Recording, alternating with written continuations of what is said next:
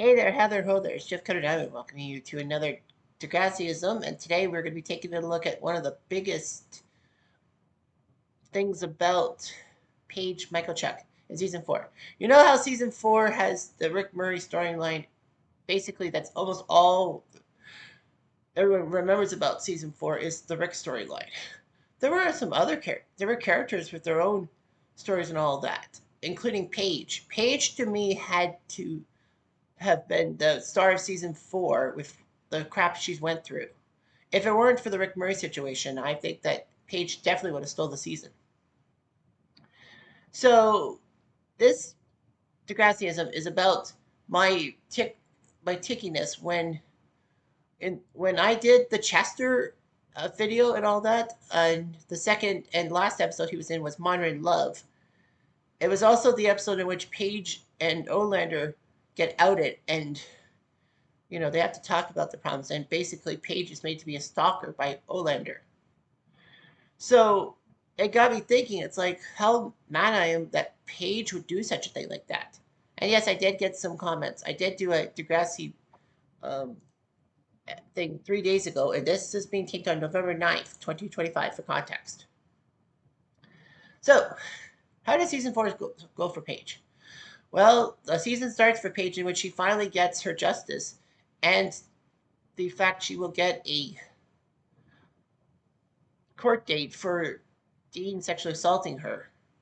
But she's not sure if she should go through with it because Spitter will have to learn what Paige went through. However, Spitter tells Paige to go ahead and do it, and he didn't care. So Paige does, and then Paige meets Dean's lawyer, and Dean's lawyer grills her on a lot of questions, but Paige does not waver. The judge grants Paige the fact that, yeah, you didn't waver. Congratulations. Unfortunately, due to lack of evidence, I have no choice but to let Mr. Walton go. And Dean is off scot-free. What even is more striking is that Dean's lawyer looked massively shocked. I mean, yes, she was the lawyer for Dean, but even she had remorse. I mean, that's fantastic. Paige, of course, doesn't get her justice, and then she decides on a whim to take Spitter's car, crash into Dean's car, and all that. Spitter gets in trouble and is willing to take the rap, but Paige finally decides to pay the piper, so to speak, and confess her role. And she basically tells Dean outside the police station that she's going to confess. That's what good people do when they do bad stuff. But Dean doesn't waver, basically saying that Paige has a thing for him because why would she go after him? She could have just forgotten about him. So, of course, Paige is in trouble, can't drive for a year, and has to work to pay off Spinner's car and all that. Unfortunately, though, Spinner has eyes for Manny. Well, Paige is working for Spinner's car. Paige should have just basically told Spinner, if you stay with Manny, I'm not paying for your car. You're on your own. But I think Spinner probably would have gotten angry. But the fact is that, yeah, she saw Spinner take off with Manny and all that. And that's not the worst thing Spinner did in season 4. Oh, no, not by a long shot. And then guess who arrives in her life? Guess who's coming to dinner? That's right, Rick Murray. As Rick comes back in Mercy Street, seemingly with no strings attached, everyone is shocked. Marco and Alex try to reason with Raj, but it was stupidly in a deleted scene, and Raj basically said that he doesn't have a criminal charge. That's fine, but that doesn't mean you can't just prevent him and all that. People have figured that Rick's parents had money and all that, and basically, they paid off the school board, who basically told Radish, you have no choice, you got to let him back in the school. Rick was getting better, but unfortunately, though, no one was willing to accept it and all that. And unfortunately, Rick overreacted, like the scumbag he is. So yeah, Rick coming back, making Paige's life miserable. Paige tells Emma that there's a monster at her school and no one seems to care about it. And which is true because the staff members don't really care about it. Not even, strangely, Miss Kwan doesn't do much about it. Snake is the only responsible adult in the situation. Not Radish, not the teachers, just Snake. But the fact of the matter is that they try to get Rick out, they can't. But then Rick screws up and basically gets blasted by Spinner and Jay and goes on a rampage, shooting Jimmy, almost shooting Emma before Sean kills him inadvertently. So Paige, in I think the sixth or seventh episode finds out her has a crush on her yoga teacher, Mr. Olander, and we see Heather Sinclair kind of. But the fact of the matter is that Paige likes Olander and is shocked that Olander is a student teacher with media immersion. But that doesn't stop Paige from wanting to be with Olander for some dumb reason. They keep their relationship secret. Unfortunately, though, Snake, while taking little Jack out to the park for ice cream, notices Paige and Olander and all that. Of course, Paige is told to meet uh, Olander, a student, a therapist, Snake, and Hatzalakos on Monday morning. Of course, Paige's parents aren't present, which was kind of awkward. But the fact of the matter is that Paige is perceived to be the stalker, according to Olander. He basically blames Paige for everything. Paige gives an account of what happened, but Olander gives his account, and Hatzalakos doesn't know who to believe. So on the Monday, they have a talk. Paige then, for some dumb reason, decides to get out of media immersion, which is not good because she'll automatically fail, and her grade 11 courses going to grade 12 and all that. And for university purposes, you say you flunked. And then she said, I'll just transfer schools. In May, you can't transfer schools in May. You'll lose your whole year. All that. Just leave it to it. And then the therapist said, you have an obsession with your teacher. We could help. Paige doesn't want it to happen. But Olander finally decides to let the cat out of the bag and say he was the one inappropriate. He was just trying to protect his own ass. Well, he is gone of being a student teacher. However, Paige is happy because now they can actually meet. They can actually date, and it doesn't affect anyone. Of course, it sickens me in a sense. I mean, the one main fact here is, or did I put it in the thing? Yeah, I put it in the description. I'll talk about it when I talk about the post. Anyhow, so Paige and Olander are a couple until season 5, episode 3, I think, when he comes back from the Yukon. But it's about the Yukon and Degrassi characters. He leaves her high and dry and gives her drugs, saying that, he needed to find himself. And Paige was all by herself. Worse for some people is that the next relationship she has is with Alex. No, not a boy, a girl. Obviously, you know who Alex is. The one who got away from being fingered as a co-conspirator in the Rick Murray situation because Spinner didn't want Alex to get in trouble. And I think because of the fact that, him and Jay talking about Jimmy was the tipping point, and Alex had nothing to do with it. And Jay had a hard on for Alex. So yeah, it was creepy. And a lot of people pushed the fact that maybe Paige was so pissed off with how boys treated her that she decided to turn the other way. It does happen, but technically, I don't think so. I think that the writers screwed up Paige's character in a sense. Because we never saw Paige have any crushes on any females whatsoever. So it was like weird. Yeah, but season 4, Paige was really messed up. Take away the Rick Murray situation, and I think Paige's storyline, Paige's way with men actually is number 1. I mean, I know you could say about Edla's glow up that destroyed her in season 4, but yeah, Paige, for the fact that Dean got off scot-free from raping her. Spinner ends up being with Manny for a while. Rick comes back to the school and causes havoc, and her relationship with Olander, a student teacher, in essence.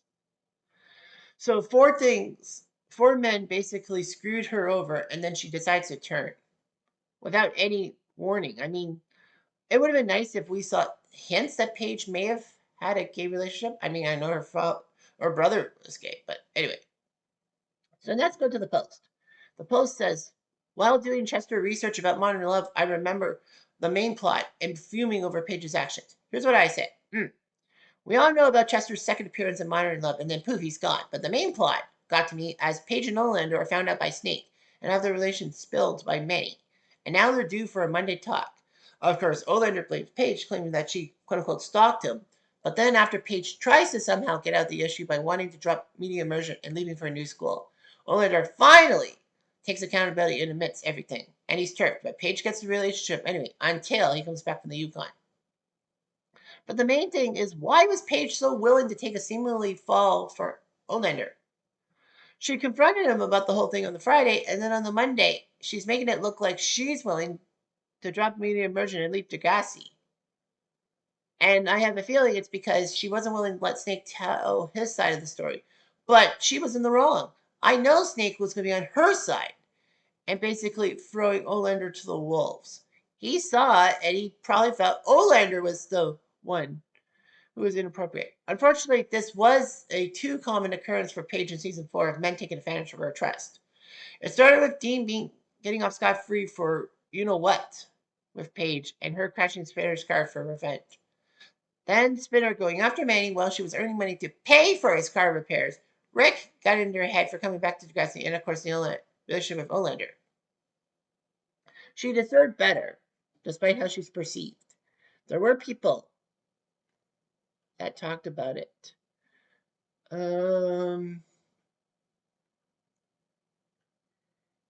There's a couple of good commenters.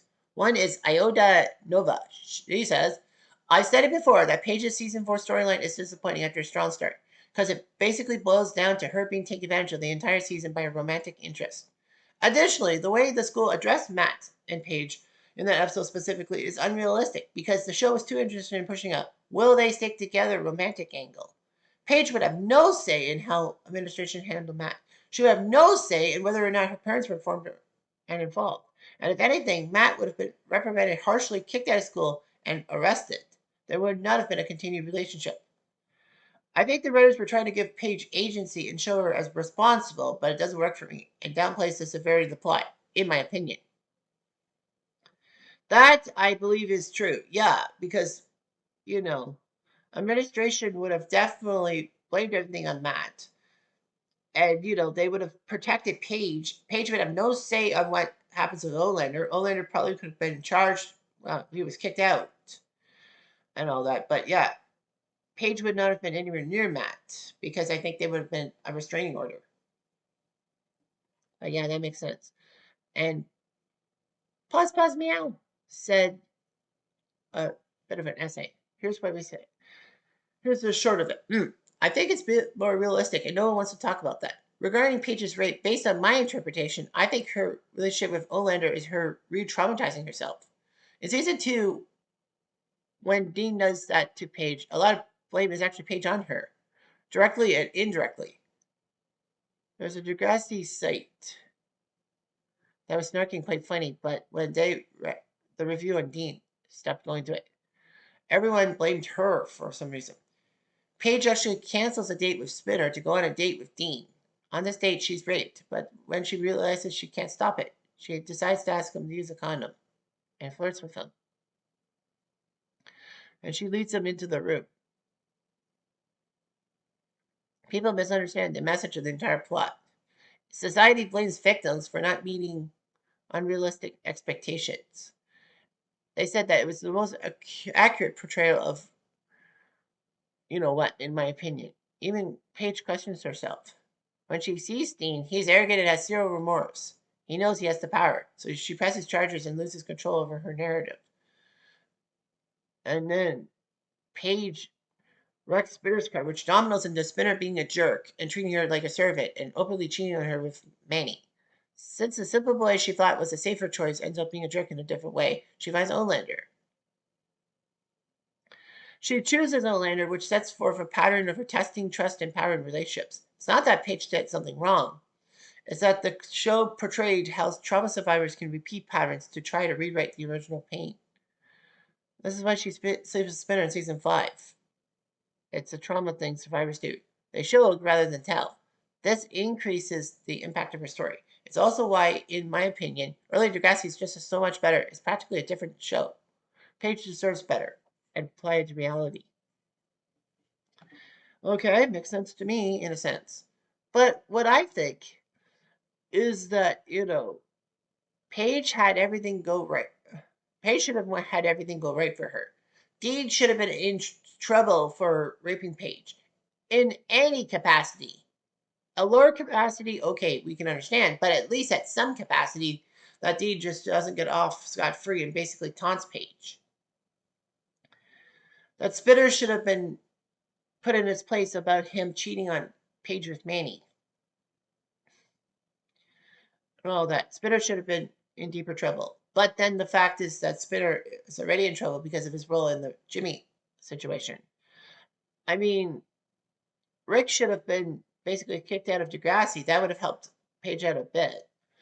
And Olander should have been found out a long time ago and exposed. And Paige should have just basically have admitted that Olander was the guy in the wrong. Why she was protecting him, I just don't know. But when it comes down to it, when it boils down, is that Olander was a creep and it inadvertently led to Paige turning against men and going towards women. I mean, realistically, that's a little bit off-putting. I know it does happen, but the fact of the matter is that, Paige had reasonable things not to trust men. And season 4 just proved everything with 4 men taking advantage of her in 4 different situations and her being traumatized. If it wasn't for the Emma traumatization that she went through, and she partially deserved it. Now, why Emma deserves it is what she did to try to ruin Liberty and Chris. She and Chris broke up, and Emma, instead of just admitting maybe she couldn't forget Chris and chancing it, all she did was she admitted that she didn't want to be back with Chris, but she didn't want Chris being with Liberty because it would hurt Emma in some way. How would it hurt Emma in some way? And most important of all, Emma didn't give a crap about what people thought of her causes and all that. Everyone hated her on that. Manny, Radich, maybe even Snake and Spike. But still, yeah. But yeah, Paige deserved better. And that's the way I had it. And in fact, that was actually my prologue to my Cutter Degrassing Unpopular Opinions. My first one was about Paige and Olander. So, it goes full circle, I guess. Anyway, I'm Jeff Diamond. I do.